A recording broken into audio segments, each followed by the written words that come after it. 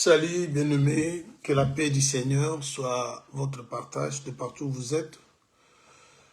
Nous bénissons l'Éternel, notre Dieu, pour sa grâce, sa bonté ainsi que sa fidélité. Il nous a encore jugés dignes de sa grâce en nous ouvrant la porte de sa maison, en nous accueillant dans sa présence. Il a réveillé ses enfants. Il a permis à ce que nous venions encore dans sa présence. Soyons bénis de partout où nous sommes. Nous avançons avec notre sujet dans le livre de Psaume 103, verset 14, 1 Thessaloniciens chapitre 5, verset 23. Les thèmes, Dieu sait de quoi nous sommes formés. Il se souvient que nous sommes poussière. Et la démarche de Dieu, c'est de nous faire sortir de la poussière pour le trône. La démarche de Dieu, c'est de nous faire quitter le fumier pour le trône. Il veut que le péché qui a longtemps dominé nos vies puisse toucher à sa fin. Et c'est le travail qu'il est en train de faire à travers le ministère. Alors nous parlons de ce thème avec beaucoup d'autres sous-thèmes à l'intérieur. Et nous sommes arrivés au point de parler sur Daniel, qui est un hébreu, Daniel, qui est de la race royale, Daniel, qui est d'une famille noble, Daniel, quelqu'un qui était instruit, qui avait la sagesse, à qui l'intelligence et la sagesse étaient données. Il était compté parmi les 3 dans le livre d'Ézéchiel 14, comme ceux qui ne mourront pas, même si Dieu prend la décision de détruire un pays, ces 3-là ne vont pas mourir parce qu'ils sont justes devant Dieu. Et ça, on a déjà eu le temps de parler par rapport à Noé. Et nous sommes en train maintenant de parler par rapport à Daniel. Parce que Dieu veut que nous soyons comme Noé pour que nous échappions à la colère à venir. Il veut également que nous soyons comme Daniel pour que nous puissions également échapper à la colère à venir. Dieu veut aussi que nous soyons comme Job. Et on aura le temps de parler aussi pour Job. Mais avec Daniel, ça nous a amené à expliquer le livre d'Ésaïe, chapitre 19, à partir du verset 16 jusqu'au verset 25. C'est là où nous sommes. Lorsque Daniel et ses compagnons, Azaria, Michaël, Anania, étaient déportés en Babylone, c'était des jeunes hommes qui étaient beaux de figure, ils étaient sans défaut corporel. C'était des jeunes hommes qui venaient de familles nobles. Et ils étaient de la race royale. Mais lorsqu'ils sont arrivés à Babylone, le roi voulait qu'ils soient mis dans son service, qu'ils travaillent dans son palais. Mais pour qu'ils soient vraiment au service du roi, le roi avait voulu qu'ils apprennent à parler la langue babylonienne. Le roi avait voulu qu'ils portent le nom de leur Dieu. Il a donné à Daniel le nom de Belteshazzar et à ses 3 compagnons le nom de Shadrach, Meshach et Abednego, qui n'étaient pas le nom hébreu. C'était des noms babyloniens, des noms chaldéens. Et nous avons compris que tout ça, c'était une démarche que l'ennemi fait pour ramener ou faire à ce que ceux qui sont de Dieu lui appartiennent. Il a voulu également que Daniel et ses compagnons mangeaient de la nourriture qui venait de sa table et qui buvaient du vin qui venait de sa table. Il ne s'était pas arrêté là-bas. Il a voulu également que ces jeunes hommes soient instruits selon le lettre de Chaldéens. Alors c'est là que nous sommes en train de comprendre des choses. Nous avons eu le temps de parler sur la nourriture du roi que Daniel avait résolu de ne pas toucher. On a eu le temps de parler sur le nom qui leur avait été donné. Le nom, c'était l'identité. Les diables cherchent toujours que nous perdions l'identité des enfants de Dieu pour porter l'identité du monde. Et nous avons parlé de la nourriture comme l'enseignement, parce que lorsqu'on mange ce qui vient de la table du roi de ce monde, c'est-à-dire vous mangez, vous vous comportez, conformez, comme l'apôtre Paul a dit, ne vous conformez pas au siècle présent, mais par contre soyez renouvelés, ainsi de suite. La table, c'est tout un enseignement. Alors nous sommes arrivés au point de parler sur la langue de Chaldéens. C'est là où une grande brèche s'est ouverte pour nous amener au livre d'Ésaïe, là où nous sommes. Parce que la langue, c'est tout un enseignement. La langue, c'est aussi une doctrine. Alors, nous avons vu dans le livre d'Ésaïe, chapitre 19, verset 16, on parle de l'Égypte qui sera comme des femmes. Et de cette Égypte-là, lorsque on arrive au verset 18, on dit que dans ces pays d'Égypte, il y aura 5 villes qui vont parler la langue de Canaan et qui vont jurer par l'Éternel des armées. On avait déjà expliqué les 5 villes qui vont parler la langue de Canaan. L'Égypte, c'est le monde. Canaan, c'est le ciel. Canaan, c'est Jésus-Christ. Jésus-Christ a son langage, Jésus-Christ a sa langue. Comment Canaan devient Jésus-Christ, nous avons expliqué. Lorsque Noé a bu du vin, il s'est découvert nu dans sa chambre. Un de ses enfants, Cham, a vu sa nudité.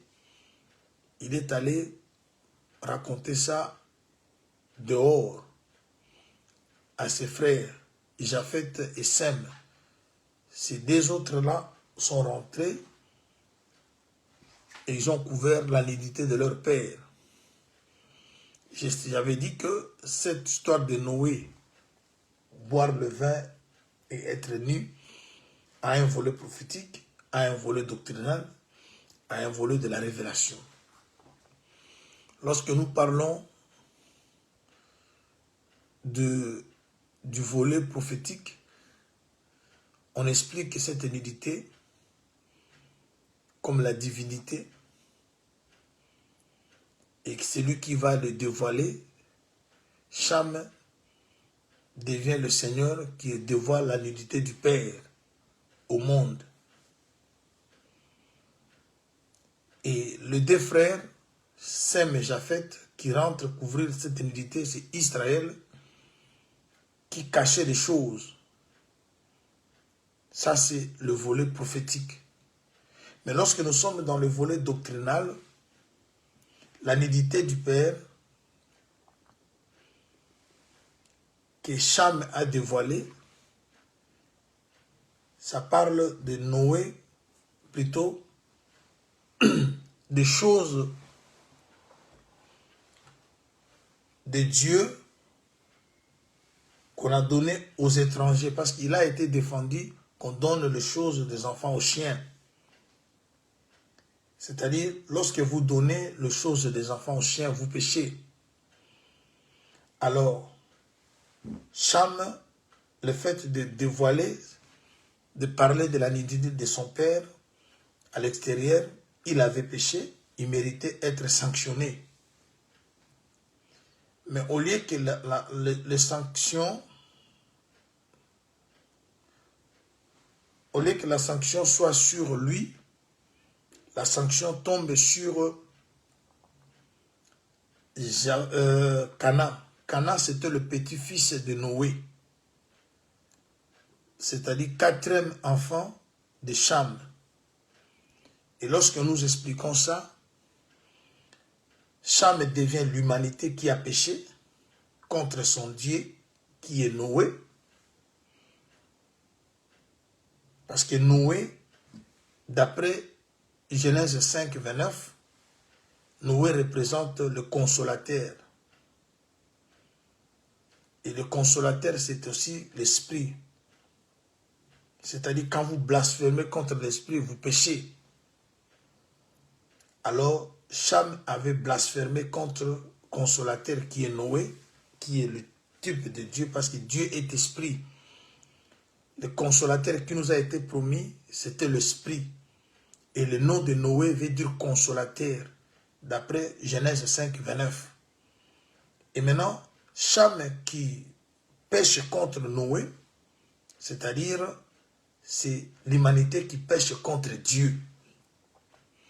Mais à la place de maudire l'humanité, on va maudire une autre personne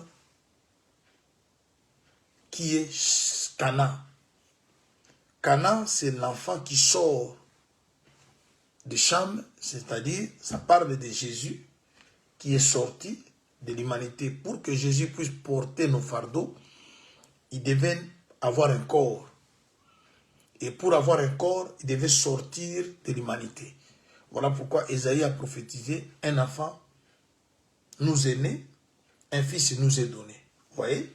C'est-à-dire, cet enfant qui nous est né, c'est Jésus. Pourquoi il est né? Il est né pour accomplir Hébreux 10, 5. Je suis venu faire ta volonté, tu m'as formé un corps. La volonté que Jésus était venu faire, c'était celle de mourir. Mais comme il est Christ, Christ ne meurt point, il devait avoir un corps pour mourir.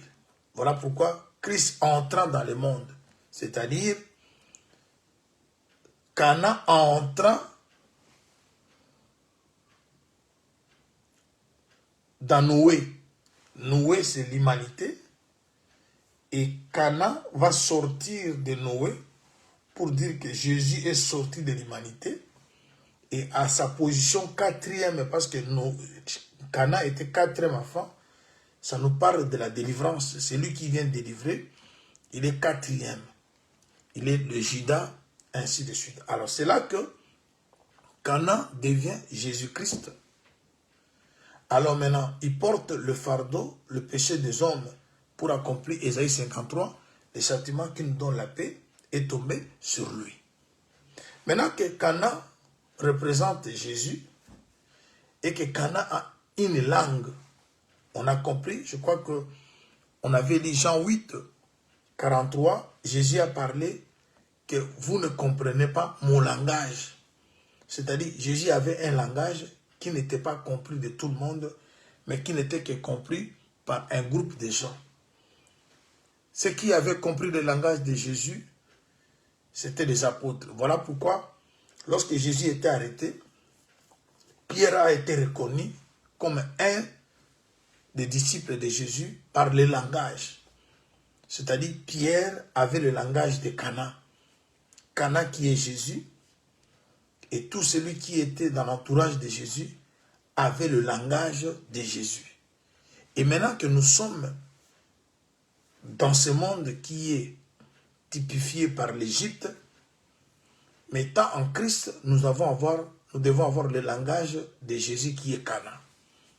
Et lorsqu'on parle de 5 villes, je l'ai déjà expliqué plusieurs fois, ça parle de l'Église,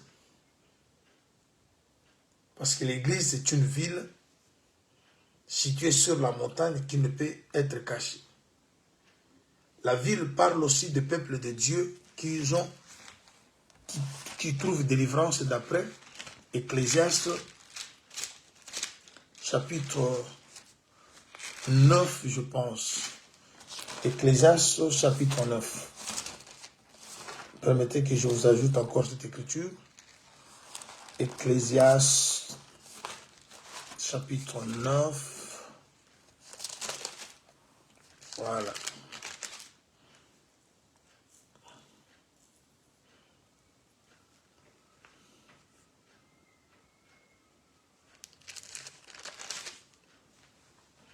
Verset 14 au verset 16. Il y avait une petite ville avec un peu d'hommes dans son sein, un roi puissant marchant sur elle, l'investit et éleva contre elle de grands forts.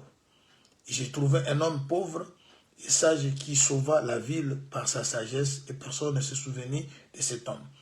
La petite ville avec peu d'hommes, c'est l'Église dans le monde. Le roi, c'est le roi de ce monde qui dominait la petite ville. Mais quelqu'un, un homme sage et pauvre est venu délivrer la ville. Ça, vous comprenez déjà que nous qui sommes sauvés, nous sommes peu. Mais nous appartenons à Dieu, mais nous étions dans le monde où il y a un roi. Mais Dieu est venu dans le corps de Jésus nous libérer de cet emprisonnement. Tout ça, c'est pour comprendre que la ville parle de l'Église. Mais pourquoi 5 villes? Le chiffre 5, c'est le chiffre de la grâce. Mais on ajoute que les 5 villes vont parler la langue de Cana, mais une des villes sera la ville de destruction. On l'a expliqué. Nous qui avons trouvé grâce, si nous ne mettons pas en pratique cette grâce, parce que la grâce n'est pas une photo. La grâce, c'est un enseignement. Tite chapitre 2, verset 11, la grâce de Dieu, source de salut, pour tous les hommes a été manifestée, elle nous enseigne. Alors lorsque la grâce enseigne, et que l'enseignement n'est pas reçu, c'est-à-dire la grâce est foulée aux pieds, vous écoutez, mais vous ne vivez pas l'enseignement, vous êtes maintenant considéré une ville de destruction.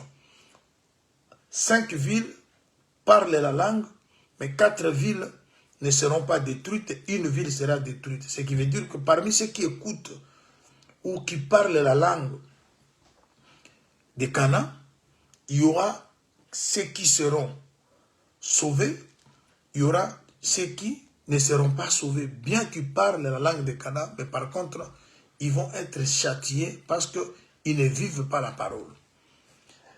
Alors, on a avancé. C'est ce que nous avons beaucoup exhorté et nous continuons à exhorter. La langue de Cana, c'est l'enseignement que nous avons aujourd'hui, qui est l'enseignement de Jésus. Cet enseignement est différent de tous les enseignements qui se prêchent à travers le monde. Mais si cet enseignement ne reste qu'un discours, ne reste que de débats, ne reste que de cris de slogans, et que cet enseignement ne devient pas une vie, ne pas vécue, quelle que soit la connaissance qu'on a, sachez-le bien que Dieu nous détruira. Dieu a besoin de gens qui obéissent à sa parole, aux gens qui pratiquent sa parole, aux gens qui vivent sa parole. Avoir la connaissance sans la pratiquer, c'est du rien. L'apôtre Paul a expliqué dans Corinthiens, on peut avoir toute la connaissance, tous les mystères, tous les dons, mais si on n'a pas l'amour, vous voyez, l'amour c'est la pratique. Lorsqu'on pratique, Jésus a dit, celui qui m'aime, il doit garder ma parole. Vous voyez, l'amour c'est pratiquer, c'est garder. On peut être prédicateur, on peut être quelqu'un qui connaît tous les enseignements. Mais si ces enseignements ne sont pas mis en pratique, bien-aimé, tu es une ville qui parle la langue, mais qui va être détruite. Alors, j'aimerais avancer. Nous étions arrivés au verset 19. En dehors de la ville qui parle la langue, on ajoute, en ce même temps, il y aura un autel à l'Éternel au milieu du pays d'Égypte. Sur la frontière, un monument à l'Éternel. Ce sera pour l'Éternel des armées un signe et un témoignage. Dans le pays d'Égypte, ils crieront à l'Éternel à cause des oppresseurs, et il leur enverra un sauveur, un défenseur pour le délivrer. Et l'Éternel sera connu des Égyptiens. Et les Égyptiens connaîtront l'Éternel ces jours-là. Ils feront des sacrifices et des offrandes. Ils feront des vœux à l'Éternel et les accompliront. C'est là où nous sommes. Nous parlons maintenant de l'autel. On a d'abord parlé de la ville ou des villes, 5 villes dans le pays d'Égypte. 5 villes qui se différencient d'autres villes, pas la langue, et plutôt la langue ou le langage. On a expliqué que la langue, comme le langage, c'est l'enseignement. Cana, c'est Jésus, comme je viens d'expliquer, et le langage de Jésus, c'est l'enseignement de Jésus.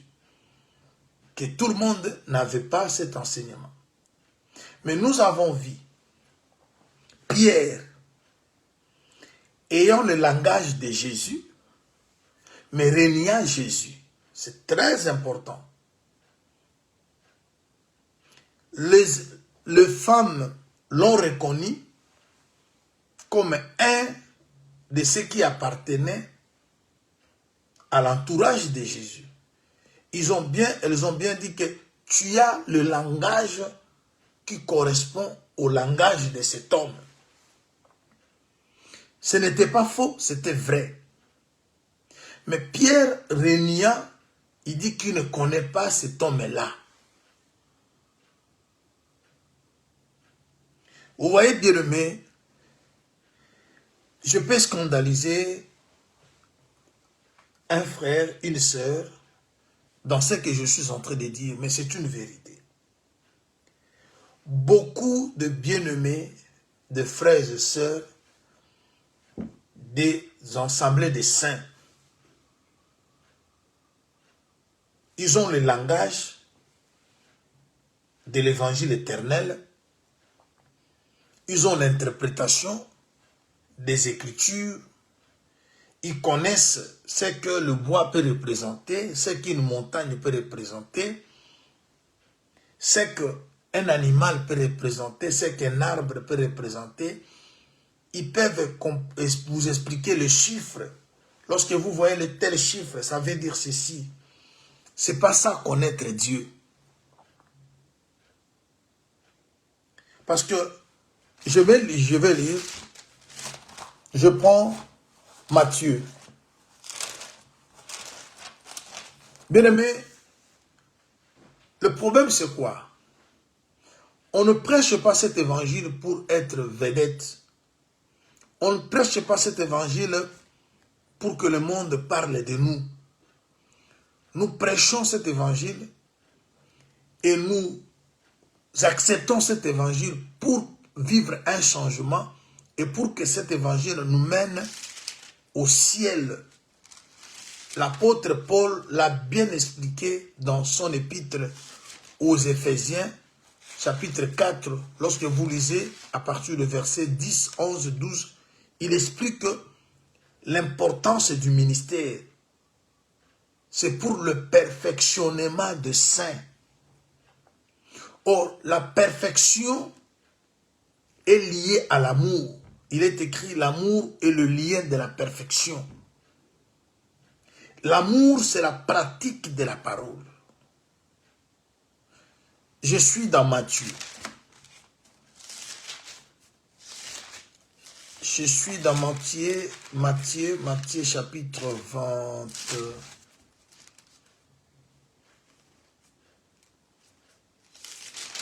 Voilà, 27, je pense.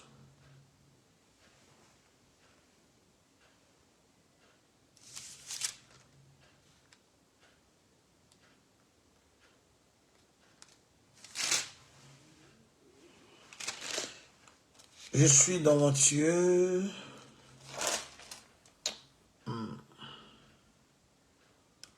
Chapitre 26. Écoutons, chers bien-aimés. Cependant, je suis dans Matthieu 26, 69.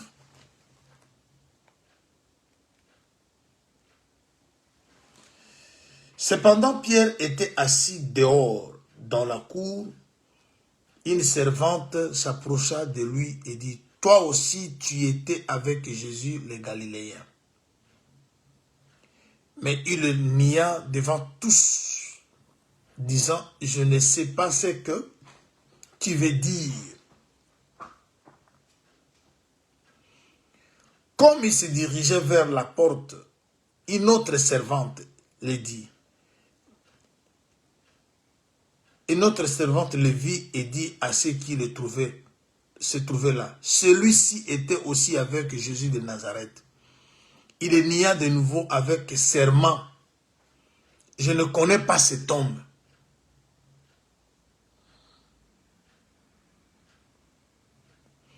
Peu après, ceux qui étaient là s'étaient approchés, dirent à Pierre, certainement tu es aussi un de ces gens-là, car ton langage te fait reconnaître. Alors il s'est mis à faire des imprécations et à jurer, je ne connais pas cet homme. Aussitôt les coqs chanta. J'avais dit cette histoire le dimanche. Le reniement de Pierre a deux volets. Le volet prophétique, Pierre représente la maison d'Israël, qui a renié le Seigneur par la loi, par le psaume, ainsi que par le prophète. C'est-à-dire, lorsqu'il s'accrochait à la loi, au psaume ainsi qu'au prophète, il rejetait le Seigneur. Vous savez ce qui s'est passé dans Jean 9, quand Jésus a guéri l'aveugle de naissance et que les questions lui ont été posées par des pharisiens. Il leur a dit, mais je vous ai déjà parlé, pourquoi vous me posez tant de questions? Voulez-vous devenir ses disciples? Ils ont dit, non, c'est toi qui es son disciple. Nous sommes disciples de Moïse. C'est-à-dire, nous savons Moïse, mais celui-là nous savons d'où il est venu. Jésus était rejeté, mais Moïse était préféré. Or, Moïse, c'est lui qui a écrit la loi. Les prophètes ont parlé. C'est-à-dire, la loi, psaume et les prophètes, comme ces trois choses n'étaient pas comprises par les enfants d'Israël, alors cet enseignement le poussait à rejeter, à renier le Seigneur. Voilà, même ils l'ont tué parce qu'ils n'ont pas reconnu. Alors, le chant des coqs, deux fois, ça sera le message de deux témoins qui va réveiller Israël pour qu'il pleure amèrement. Ça, c'est la prophétie. Mais la doctrine, Pierre, c'est tout celui qui a l'apparence de la piété, comme dans les assemblées des saints. Les gens qui prétendent connaître Dieu par le langage, par les enseignements, par des thèmes impressionnants. Mais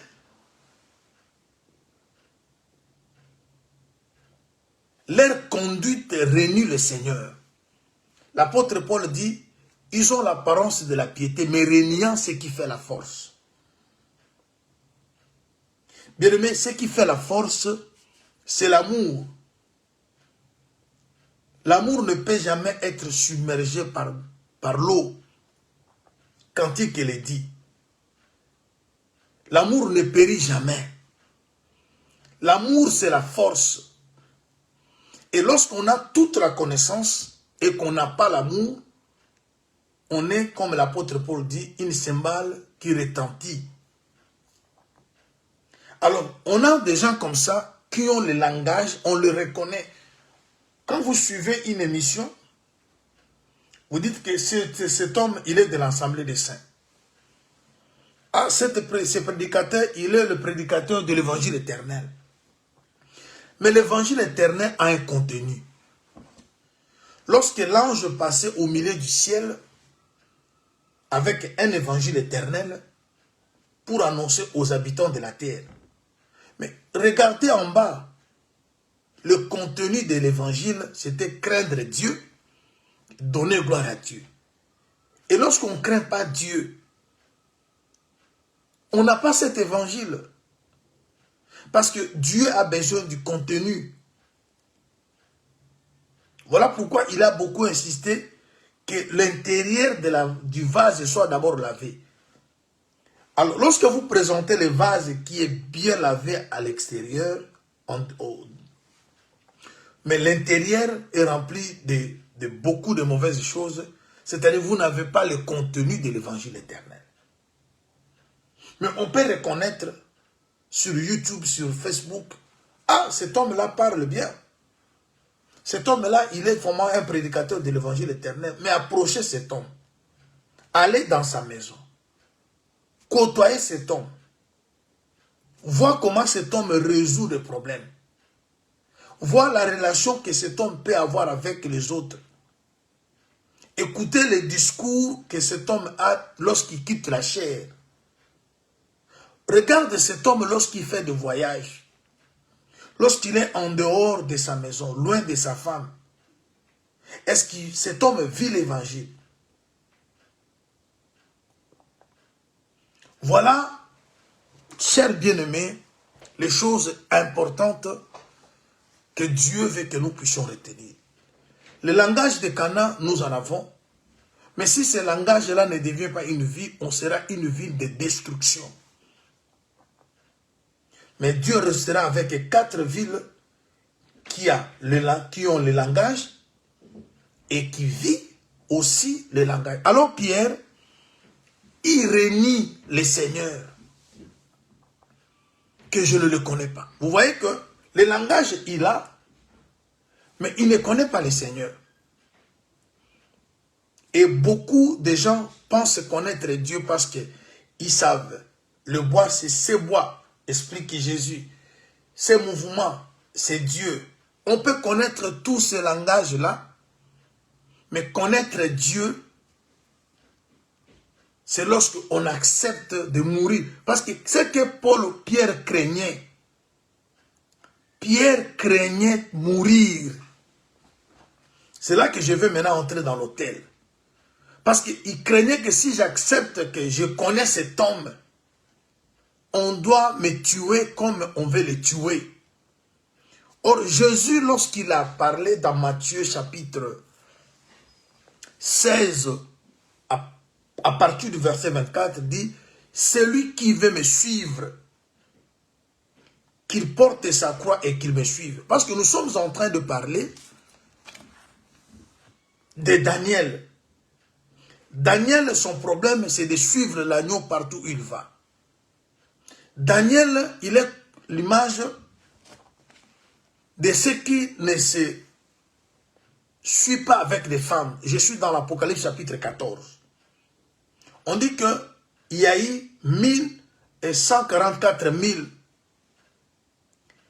qui avaient la capacité de comprendre les cantiques qui étaient chantés. Les cantiques de l'agneau. Tout le monde n'avait pas cette capacité de comprendre les cantiques que les 144 000. Et cette histoire de 144 000 a aussi 2 volets.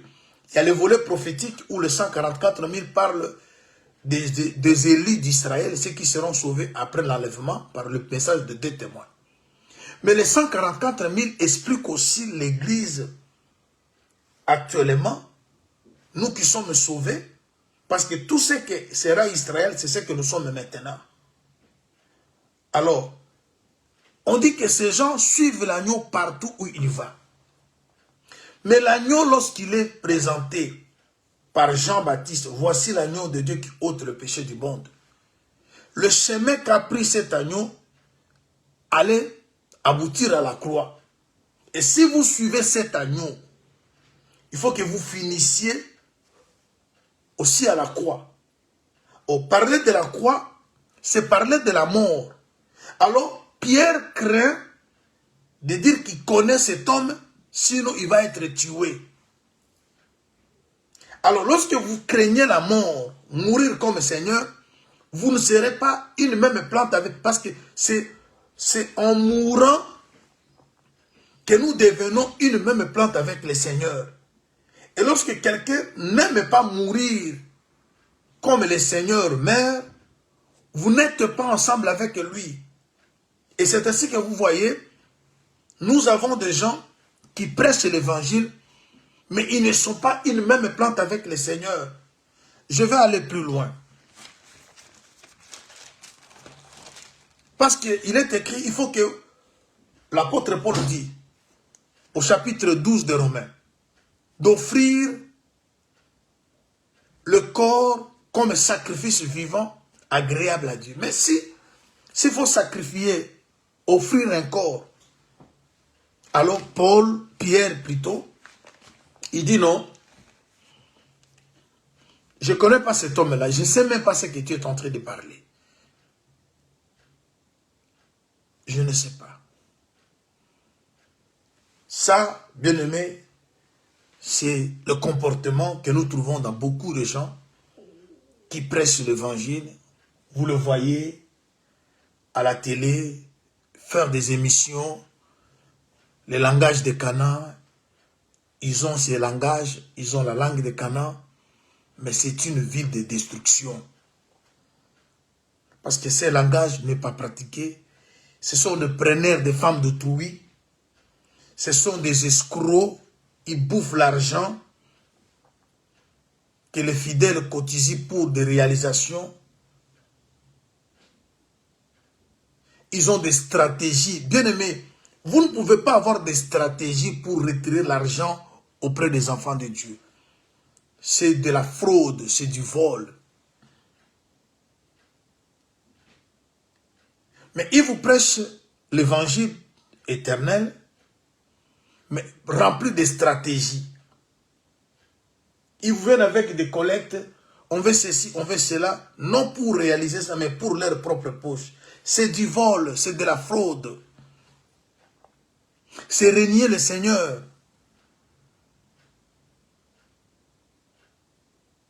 Alors maintenant, ce que j'aime, quand vous êtes un Élie, même si vous reniez le Seigneur, mais lorsque les conques chantent, il faut que vous vous repentiez. Et les conques qui chantent, c'est la prédication. Que le Seigneur continue à envoyer vers ses enfants. L'évangile est en train d'être prêché. Pourquoi l'évangile est prêché? C'est pour réveiller. Regardez, bien-aimés.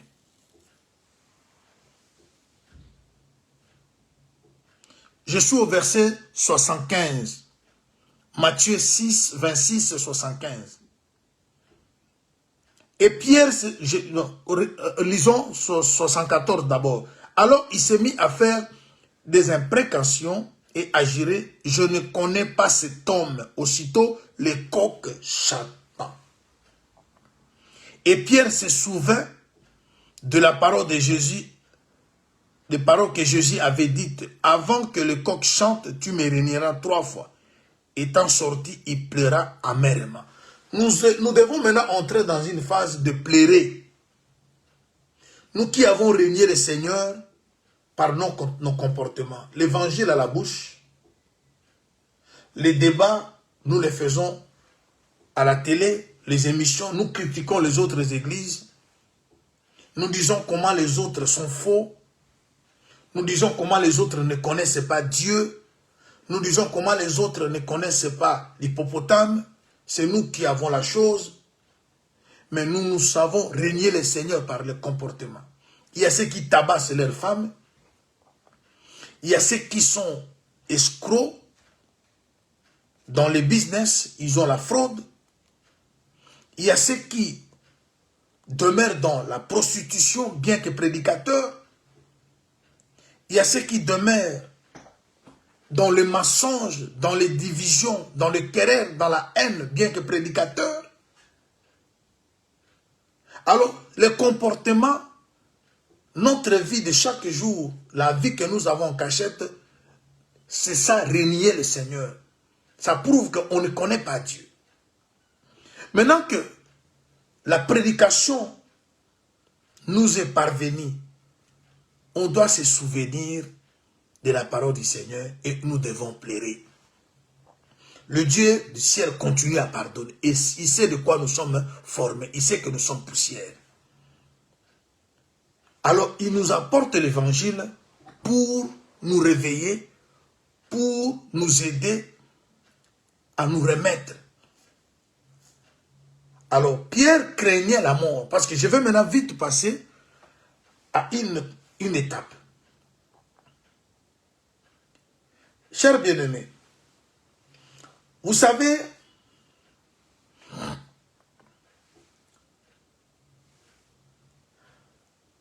Ésaïe dit ceci.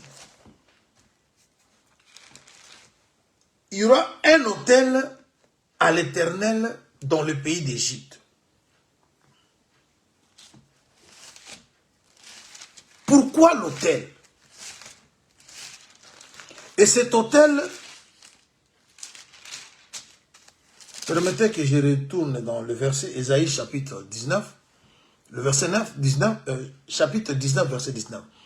Et en ce même temps, il y aura un autel à l'Éternel au milieu du pays d'Égypte et sur la frontière, un monument à l'Éternel. Vous allez vous rappeler, c'était là que nous nous étions arrêtés. Le monument à la frontière. Déjà, lorsque nous parlons d'une frontière, c'est-à-dire, on parle de deux choses ou de deux portions de terre ou de deux pays ou de deux villes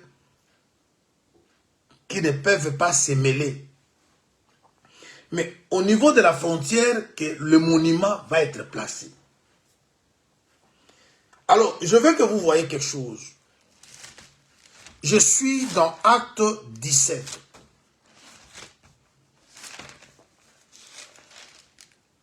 Acte 17, le frère Luc nous écrit ce que était la déclaration de l'homme de Dieu Paul. Parce qu'il était un de ceux qui accompagnaient Paul, étant un homme de science. Il prenait les enseignements de Paul. Ils prêchaient, ils écrivaient ça. Mais je veux que vous voyez quelque chose ici parce que vous avez l'œil. Dieu vous a donné cet œil. Je crois que vous allez voir ça. Nous sommes au verset 27. D'abord, nous commençons au verset 22. C'est mieux. Paul, debout au milieu de l'aéropage, dit, homme athénien, je vous trouve à tous égards extrêmement religieux. Parce que je veux que vous compreniez, la religion, c'est autre chose. Vous pouvez être religieux, mais sans connaître Dieu. Parce que la religion catholique, c'est une religion. Islam, c'est une religion. Bouddhisme, c'est une religion. Ici, l'apôtre ne parle pas que je vous trouve chrétien. Je vous trouve extrêmement religieux. Car en parcourant votre ville et en considérant les objets de votre dévotion, je même trouvé un autel avec cette inscription à un Dieu inconnu. Ce que vous reverrez sans le connaître, c'est que je vous annonce. Parce qu'il y a des gens qui révèrent Dieu sans le connaître. Il y avait, vous savez bien aimé, comme j'avais dit tantôt ou autrefois, antenne capitale de Grèce, c'est le berceau de l'intelligence et de la sagesse du monde. Vous serez d'accord avec moi, avec les Écritures à l'appui. C'est pour cela, bien aimé, quand je lis les Écritures et quand je regarde ce que Dieu a fait dans la vie de cet homme de Paul, j'ai dit waouh!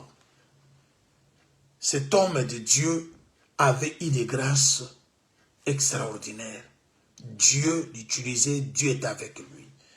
Il a donné des messages de prophéties très profondes. Vous verrez, je vais vous balancer une des prophéties de Paul avec l'harmonie des Écritures que vous n'avez pas l'idée. Il parle aux Athéniens que vous êtes religieux.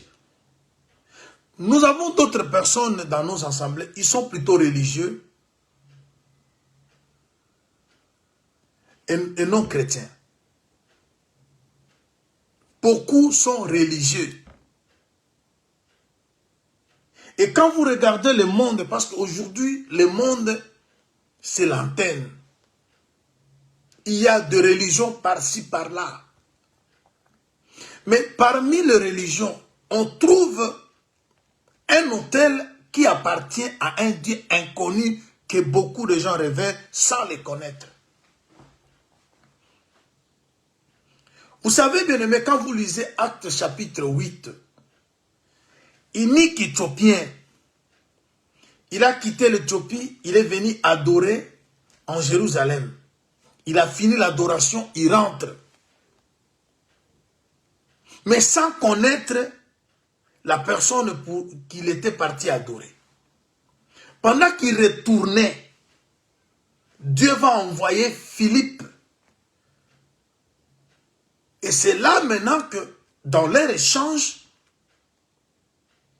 il va être baptisé. Il lisait le rouleau. Il lisait Ésaïe 53. Mais sans comprendre, Dieu envoie son serviteur. C'est pour cela le ministre ne sont utiles que pour expliquer au peuple les choses que le peuple ne peut pas comprendre et même. Et Philippe trouve cet homme en train de lire. Il ne vient pas de lui-même. Cher bien-aimé, vous savez, nous échouons beaucoup dans cette œuvre parce que nous envoyons nous-mêmes. Il y a ceux qui servent par motif impire. Sans que, vous savez, si Dieu vous envoie, si Dieu vous accorde la mission, si c'est Dieu qui vous a parlé, si c'est Dieu qui a voulu que vous puissiez vous déplacer, Dieu ne peut pas déplacer un ministre que pour la foule. Il peut te déplacer pour sauver une seule âme. Dieu déplace Philippe pour une seule âme. Il arrive là où cet homme, il pose la question, comprends-tu ce que tu lis? Il dit, comment peux-je comprendre s'il n'y a personne pour m'expliquer? C'est déjà pour comprendre que la parole de Dieu, on ne la comprend pas parce qu'on est intelligent. On ne la comprend pas parce qu'on a des diplômes. On comprend la parole de Dieu si vous avez à votre côté un mandaté de Dieu, celui qui a reçu de Dieu le mandat, la mission, la grâce d'expliquer la chose à son peuple. C'est ainsi que Philippe va être invité, il va monter, il va commencer maintenant à lui expliquer. L'homme pose la question, de qui parle le prophète? Il parle de lui-même ou d'une autre personne? Et Philippe commença maintenant à expliquer de qui parlait le prophète. ils ont fini par comprendre que le prophète parlait de Jésus. Parce que dans le rouleau, il est question de Jésus. Parce que c'était Dieu qui l'avait envoyé, cet homme a compris. Vous voyez qu'il était parti adorer, il a adoré, il a révéré sans connaître. Il y a beaucoup qui servent même Dieu sans connaître ces dieux. Il y a beaucoup qui prient ces dieux, qui le révèrent, mais sans les connaître. Alors l'apôtre Paul dit que je trouvais un autel d'un Dieu inconnu. C'est ce Dieu-là. Je ne viens pas vous annoncer autre chose. Je viens vous annoncer la chose qui est déjà au milieu de vous. Même quand les gens disent que ce sont les Blancs qui ont amené Dieu chez les Africains, c'est faux. Dieu était déjà là.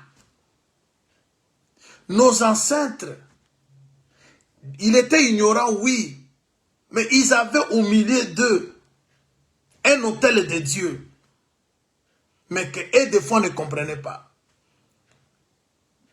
Partout où il y a le peuple, Dieu est là, mais Dieu reste un mystère. Je continue. Je suis toujours dans Actes. Parce qu'il faut parler maintenant de l'autel. L'autel était là, mais l'autel qui appartient à un Dieu inconnu. Mais l'apôtre dit, c'est ce Dieu-là que je suis venu vous annoncer. Philippe est venu expliquer, parce que l'unique Éthiopien avait entre ses mains le rouleau. Tout ce qu'on pouvait connaître de Dieu était dans cette écriture-là. Mais comme l'écriture cache Dieu, l'homme ne vient que pour expliquer. Vos Bibles-là que vous avez à la maison, nous venons que vous expliquer les choses que vous détenez déjà, mais dont vous ne savez pas comment l'utiliser. Regardons, je suis arrivé au verset 23. Quand en parcourant votre ville et en considérant les objets de votre dévotion, j'ai même découvert un autel avec cette inscription à un Dieu inconnu. C'est ce que vous révérez sans les connaître. Et c'est ce que je vous annonce. Il continue au verset 24. Le Dieu qui a fait le ciel, plutôt le Dieu qui a fait le monde et tout ce qui s'y trouve, étant le Seigneur du ciel et de la terre, n'habite point dans les temples faits de mains d'hommes. Il n'est point servi par de mains humaines, comme ils avaient besoin de quoi que ce soit. Lui qui donne à tous la vie, la respiration et toutes choses. Il a fait que tous les hommes sortis d'un seul sang habitent sur toute la surface de la terre, ayant déterminé la durée de leur temps et les bornes de leur demeure. Ici, l'apôtre Paul parle aussi de la frontière. L'apôtre Paul parle de l'autel, il parle aussi de la frontière. Parce que les bornes, pour déterminer la portion de terre de chacun, c'est déjà, rappelez-vous,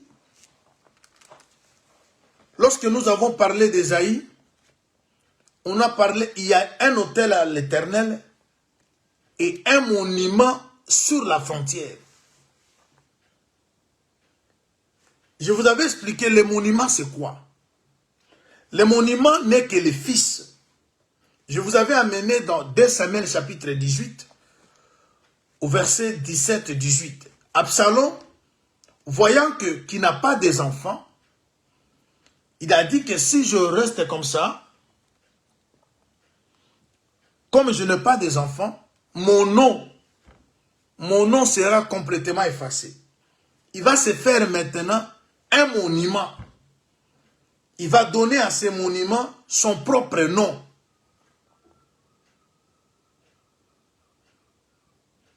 C'est-à-dire, n'a pas des enfants, il s'est fait un monument, il fait porter à ce monument son propre nom. C'est-à-dire, le monument devient son fils. Et le monument, c'est une référence. Quand vous arrivez quelque part et vous trouvez un monument, le monument raconte l'histoire. Le monument, c'est un signe. Le monument vous parle des choses qui se sont passées avant votre existence. Les monuments peuvent vous parler de personnes qui ont vécu avant vous. Alors, le monument qui porte le nom d'Absalom, ça parle aussi de notre Seigneur Jésus-Christ, qui est resté un monument. Les hommes passent, mais lui ne passe pas. Il porte le nom de son Père. Alors maintenant, le monument qu'on place à la frontière, c'est aussi une borne. Lorsque vous avez quelque chose à la frontière, c'est pour expliquer les limites. Bien-aimés, nous qui avons crié au Seigneur, nous ne sommes pas appelés à vivre toute vie, non. Notre vie doit se faire ou doit se passer dans la parole. On ne peut pas aller au-delà de ce qui est écrit. Voilà pourquoi Proverbe parle au chapitre 22, verset 15, qu'on ne déplace pas les bornes anciennes.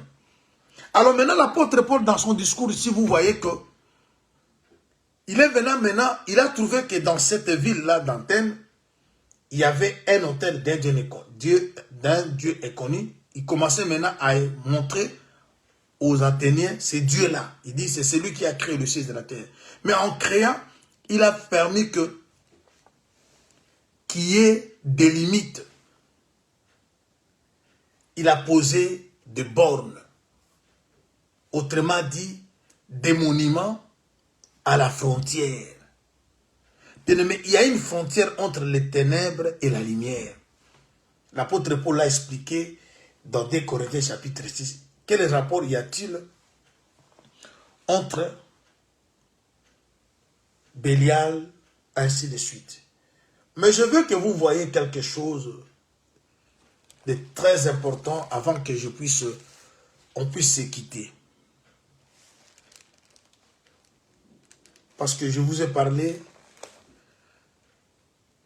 l'apôtre Paul dit, il parle maintenant aux Athéniens, des Grecs. Alors, voyons ce que la parole de Dieu nous dit dans 1 Corinthiens.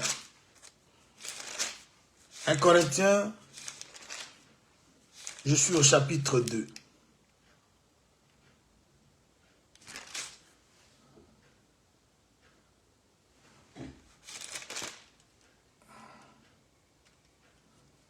Non, chapitre 1er.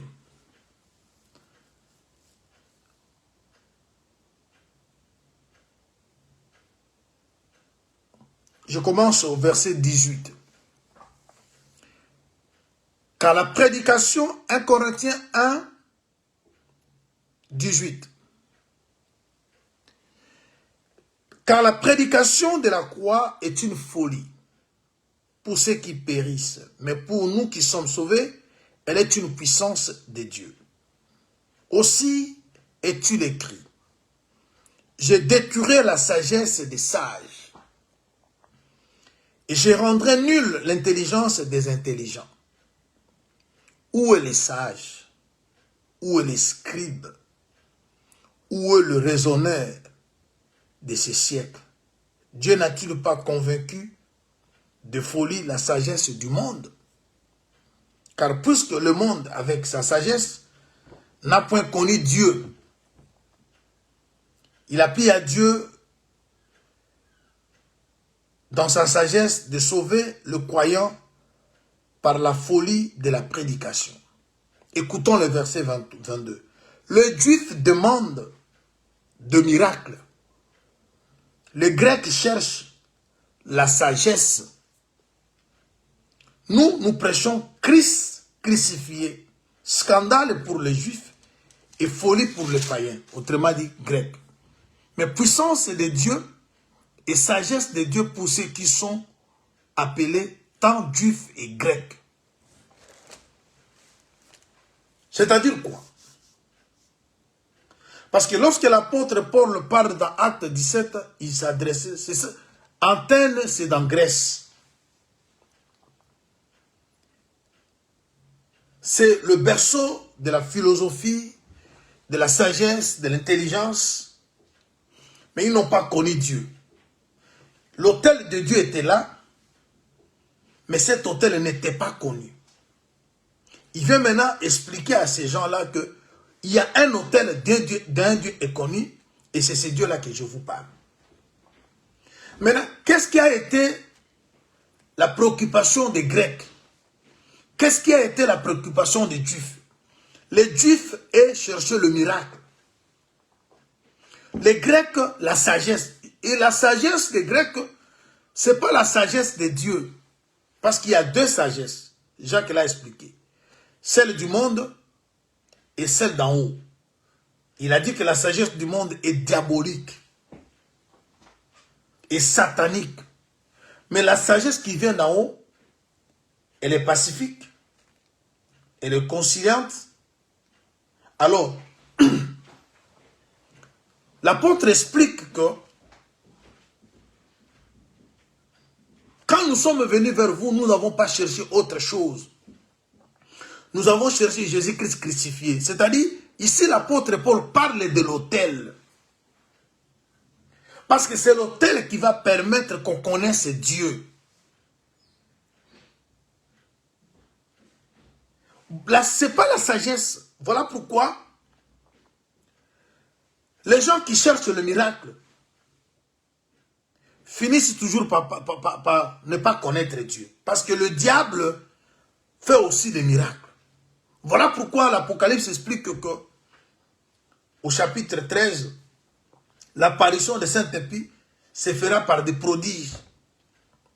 Ne venez pas auprès de Dieu pour chercher que le miracle. Ne venez pas auprès de Dieu pour chercher la sagesse de ce monde. Il dit que le grec cherche la sagesse. Il y a des gens, quand ils partent à l'église, ils finissent, ah non, cet homme-là n'a pas le verbe.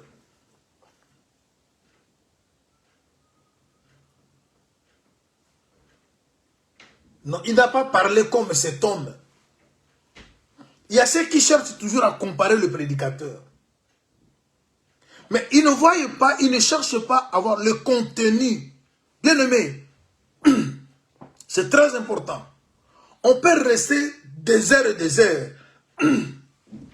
Parler de la parole de Dieu. Vous touchez ici, vous prenez là-bas. Mais si tout ce que vous faites là comme mouvement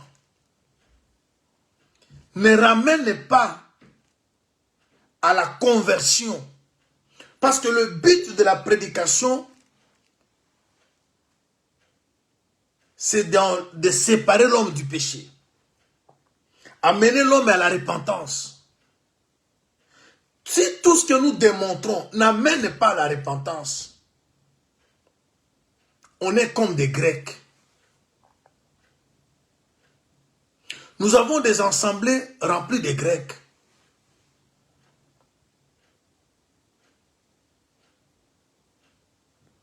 Des Grecs, les gens qui viennent, qu'est-ce qu'il a parlé? Ils viennent avec des thèmes épatants. Mais les contenus, parce que nous brandissons toujours l'évangile éternel pour faire peur aux gens. Mais quand il faut parler du contenu, on n'arrive pas au contenu. Nous pensons que l'évangile éternel, c'est expliquer l'hippopotame. Non. L'évangile éternel, l'ange, l'apôtre Jean a expliqué le contenu de l'évangile éternel, amener les gens à la crainte de Dieu, à donner gloire à Dieu. Si tout ce que nous avons comme connaissance n'amène pas la crainte de Dieu en nous, on n'a pas cet évangile éternel. On a autre chose.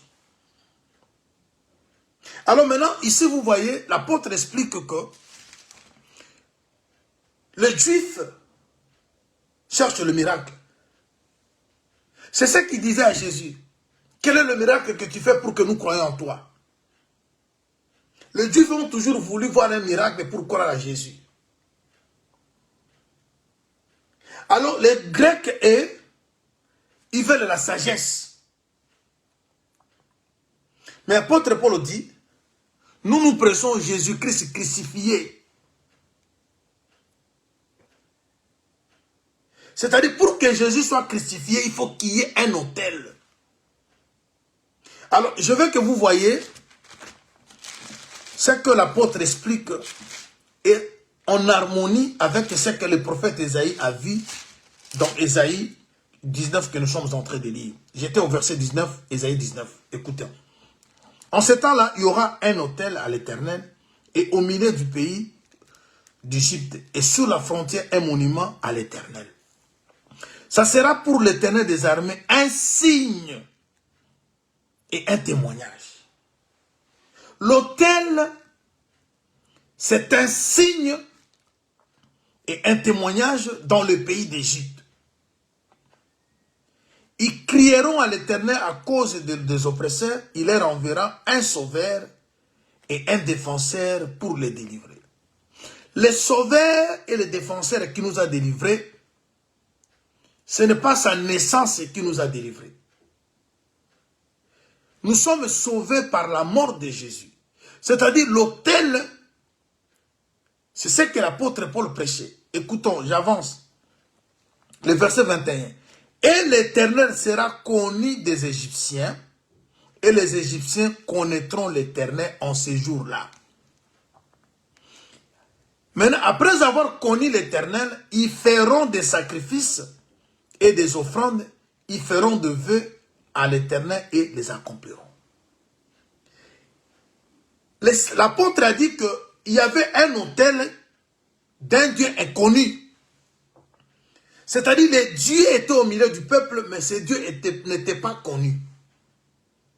Il faut maintenant un travail par le ministère pour que le Dieu inconnu soit connu. Mais son autel était déjà là. Mais il aurait fallu maintenant que l'apôtre vienne prêcher pour que l'autel qui était là soit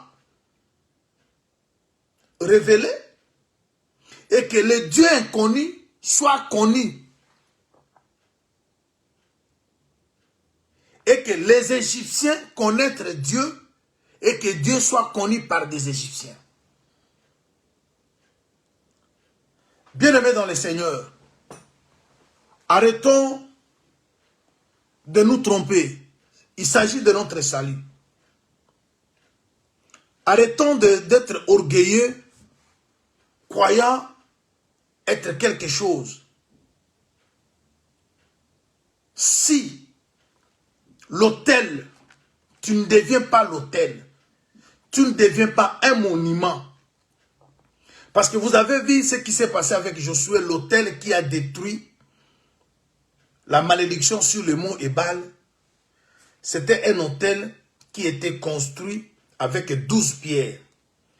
Et la copie de la loi était reprise sur l'autel. C'est-à-dire, l'autel devait refléter l'enseignement. Pour que tu détruises la malédiction qui est sur ta vie, prononcée contre toi, tu dois devenir un autel, comme Jésus le fit, et on doit trouver sur ta vie toute la copie de la loi. Autrement dit, la parole de Dieu doit être reflétée.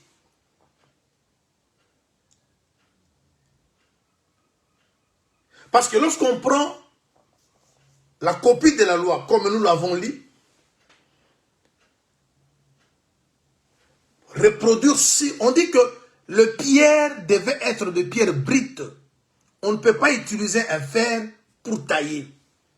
Parce que si vous taillez la pierre sur laquelle il y a la copie, vous risquerez d'effacer une des lettres.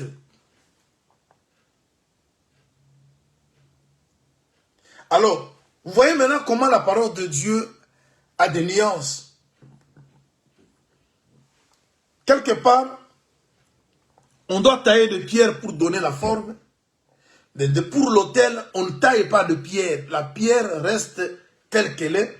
Parce que sur la pierre, avant même qu'on puisse placer la copie de la loi, on va prendre de la chaux. Vous savez, quand on parle de la chaux, c'est de la couleur blanche. Même lorsque la main de Dieu écrivait en Babylone, Daniel 5, le mur sur lequel la main de Dieu avait écrit avait de la chaux. C'est-à-dire, la couleur blanche, c'est la couleur de la sanctification. Lorsque vous êtes sanctifié, vous êtes pur, Dieu prend sa parole. Il écrive sur vous. Et vous devenez la parole.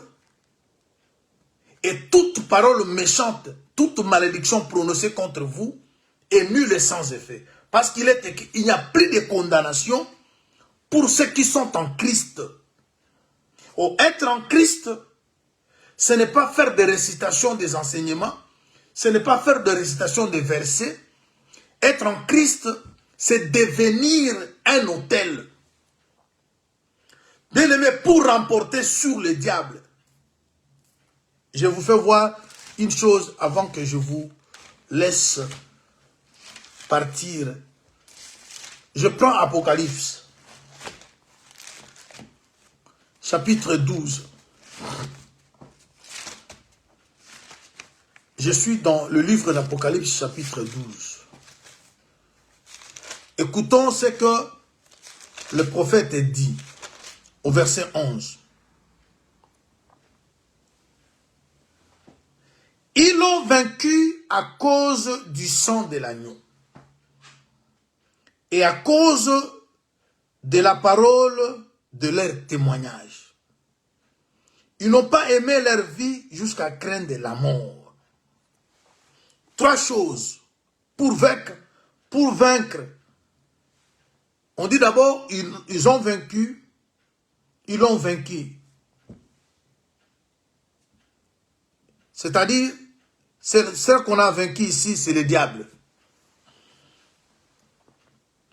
À cause du sang de l'agneau. Cette écriture ne nous autorise pas d'invoquer le sang. Non. Cette écriture nous rappelle premièrement l'œuvre de la croix.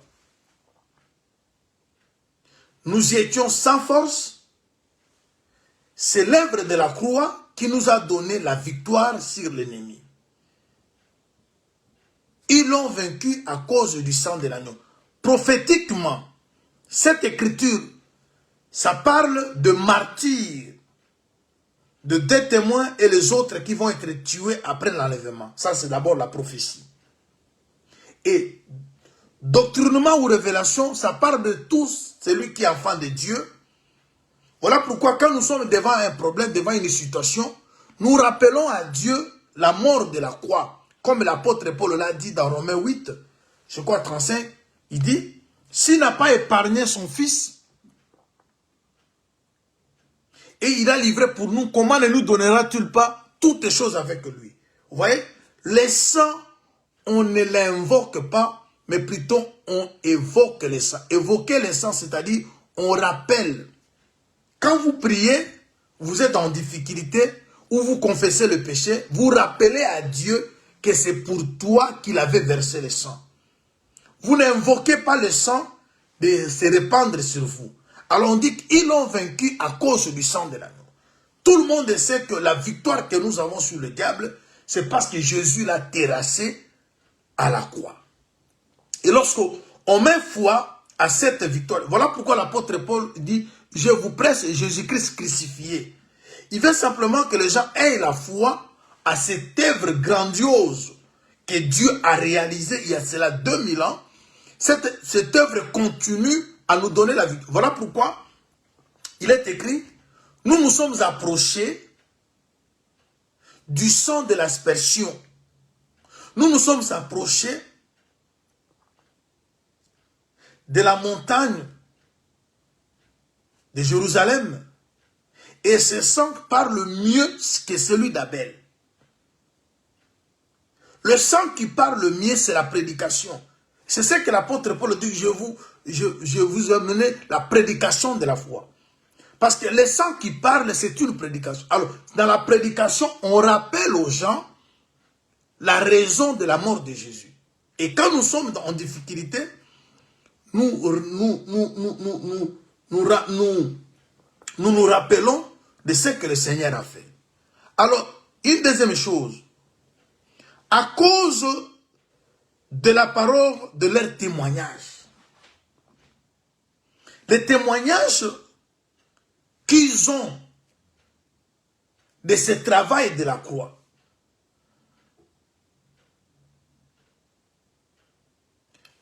parce que ici il s'agit de deux témoins. Les deux témoins viendront témoigner.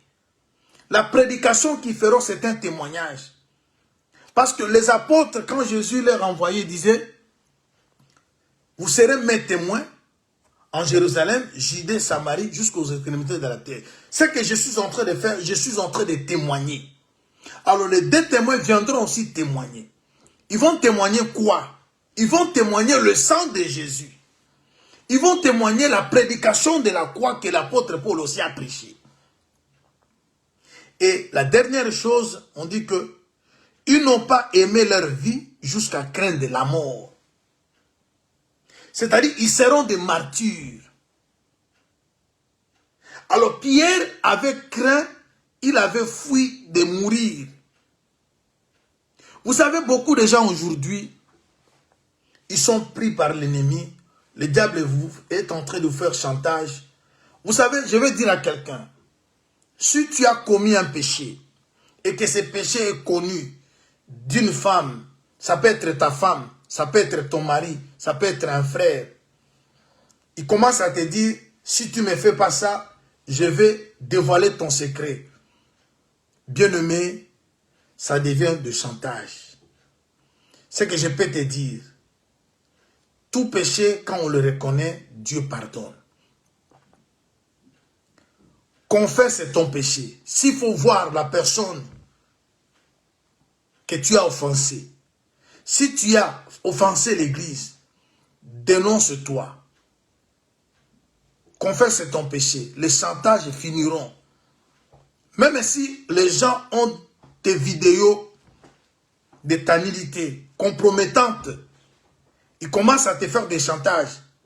Bien-aimé, confesse, va voir les hommes de Dieu. Dis le mal que tu as fait. Si tu as des vidéos, que quelqu'un a tes vidéos compromettantes, il commence à te faire des chantages. Oui, c'est que tu as fait ces péchés, c'est condamnable. Mais si tu vas avouer, même si cette personne va le publier, le monde peut se moquer de toi. Mais Dieu va te pardonner parce que tu as reconnu tes fautes.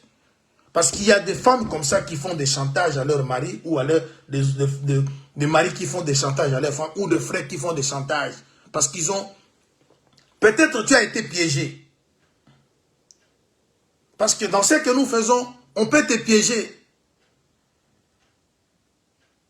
Parce que je vous ai dit autrefois ici, Dieu sait de quoi nous sommes formés.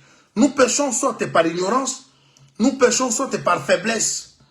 Tu as été faible quelque part et tu es tombé dans un péché et on a pris tes photos, mais tu t'es repenti, tu as reconnu, tu as pleuré parce que tu avais régné le Seigneur.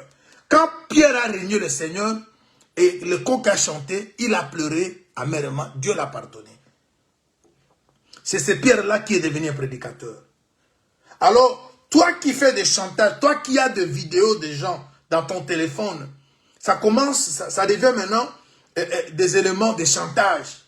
Si tu me fais... Il y a des hommes de Dieu, aujourd'hui, ils sont pris par leurs femmes parce qu'ils s'étaient trompés, ils étaient tombés dans un piège. Et les femmes aujourd'hui commencent à diriger leur vie au point de ne même pas servir Dieu à cause des erreurs commises autrefois qui ont été même confessées. Bien-aimé, si tu as des fautes comme ça, pleure amèrement. Parce que l'évangile que Dieu prêche à travers ses serviteurs, c'est l'évangile qui libère. Peut-être tu as été faible dans une certaine période et cela t'a conduit dans beaucoup de dégâts. Et maintenant que tu t'es remis, Bien-aimé, Dieu ne tient pas compte. Parce qu'on pêche soit par faiblesse, soit par ignorance. Des fois, tu étais ignorant ou ignorante quand tu commettais ces choses-là, quand tu faisais des vidéos, des choses de pornographie et que les gens ont dans leur téléphone. Maintenant que tu as la conscience, ceux qui continuent à garder la nudité des gens dans leur téléphone pour faire des chantages, Dieu va s'occuper de vous. Mais nous avançons. Je dis à quelqu'un, si tu as des vidéos compromettantes que quelqu'un a dans son téléphone contre ta vie, il commence à te faire des chantages pour t'obliger à t'enfoncer dans le péché, parce que si tu ne fais pas ça, il y a même des femmes qui disent, si tu ne sors pas avec moi, je vais crier. David, vous savez ce qui s'était passé avec Joseph? C'était des histoires de vidéos, parce que quand la femme de son chef lui demandait de coucher avec lui, et il reste avec le preuve. Bien aimé, tout ça qu'on balance au niveau de l'internet ne peut pas être vrai. On peut aussi balancer, parce que cette femme avait présenté les vêtements de Joseph. Joseph n'avait pas à se justifier. Tout Égypte avait connu que Joseph avait voulu coucher avec la femme de son maître. Mais seul Dieu connaissait la vérité, que c'est la femme qui voulait. Toutes les preuves qu'on brandit, ces bien-aimés, ne sont pas la vérité. Vous ne savez même pas comment on est arrivé à ces vidéos. Et vous qui avez des vidéos des gens pour faire des chantages, vous péchez, à moins que vous ne connaissez pas Dieu. Mais si vous êtes fils ou fille de Dieu, vous devez tout effacer.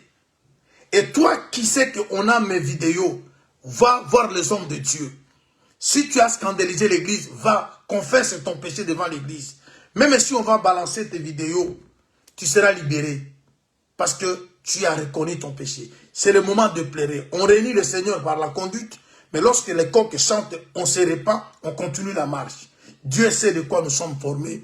Il se souvient que nous sommes poussière. Mais Dieu veut que nous quittions la poussière pour l'autel. Parce qu'il y a une grâce qui est en toi, mais qui est menacée soit par ta femme, qui est menacée soit par ton mari, qui est menacée soit par des gens qui sont tout autour de toi, ne veulent pas que tu serves Dieu. Il s'accroche à ses faiblesses, les faiblesses que toi as déjà confessées, et ça devient maintenant une occasion de chantage. Je vais brandir, je vais montrer aux gens ce que tu avais fait le jour-là. Tu as pardonné, tu as péché, tu as confessé, Dieu a pardonné, on avance. Toi qui gardes les vidéos des gens pour chercher à le faire des chantages, Dieu va s'occuper de toi. Dieu s'occupera de toi. Alors bien aimés, nous prêchons l'évangile de la grâce. Nous ne cherchons pas le miracle, non plus la sagesse, mais nous cherchons Jésus-Christ crucifié. Parce qu'il y a un autel dans le pays d'Égypte. Et cet autel, c'est l'autel qui détruit la malédiction. Et bien aimé, que Dieu te bénisse. On va continuer par la grâce de Dieu demain, où on parlera comment chacun de nous devient un autel. Et pour maintenant, que Dieu soit connu des Égyptiens et que les Égyptiens connaissent Dieu. Dans ta famille, les gens peuvent connaître Dieu par toi si tu deviens un autel, si tu deviens un signe, si tu deviens un monument, le monument qui porte le nom d'un homme. Oui, tu seras une référence. Dieu veut que nous soyons des références et surtout à la frontière. Quand les gens nous voient, ils savent qu'on ne peut pas passer de l'autre côté. Que Dieu vous bénisse. Que cette parole te donne de réconfort. Là où tu as été pris en otage par une femme, par un homme, par un ami, parce que tu avais volé quelque part, confesse ton péché et cet homme-là n'aura plus la force de jouer à ta vie. Reconnais ta faute devant les personnes que tu as offensées, Dieu va te pardonner. On continue la marche, bien-aimé. Le chantage, c'est l'œuvre de l'ennemi. Celui qui rappelle les fautes cherche la division. Quand vous êtes là, en train de rappeler à quelqu'un les fautes qu'il a déjà commises et confessées, ça reste pour vous le chose de rappeler chaque jour. Vous êtes un instrument du diable. Le Seigneur s'occupera de vous. Demeurez bénis, que la grâce et la paix du Seigneur soit votre partage. Dieu sait de quoi nous sommes formés. Il se souvient que nous sommes poussière. Mais il fait un travail pour que nous quittions la poussière pour le trône. Nous y arriverons par la grâce de Dieu. Soyez bénis au nom de Jésus-Christ.